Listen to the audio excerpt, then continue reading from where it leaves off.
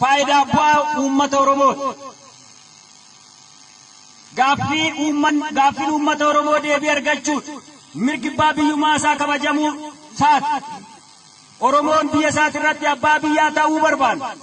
دانغا سا كتفكتو بربان مرق سا كيغمو بربان كنافي يرو سنتي مينامني كن وان ورمون غافچا توري سنا ها ديبسو yoo kana deebise dhuguma Oromoodhaaf dhaabate jennee ilaal ta'uu didi waanuma mallattoodhaaf illee argisiise tokko hin turre afaanin soba hojii irratti garuu hojiidha hin argisiise diina Oromoo ta'uusaa barre akka inni Oromoo gowwoomsu ta'uusaa barre waraanni bilisummaa yeroo sanatti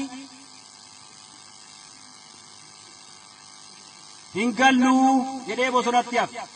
iswa bosonatti hafe humna xiqqaasantu yeroo humna leenjifachaati hidhachaati sadarkaa kana ga'e jechuudha. Egaa salphinni Oromoodhaaf as baate sun achumaan deebite Oromoo salphina jalaa ba'ee arra salphina jalaa baataniirtu kabaja argattaniirtu uummanni Oromoo kabaja qabaarra. Addunyaan kaleessa kan dhaggeeffachaan turre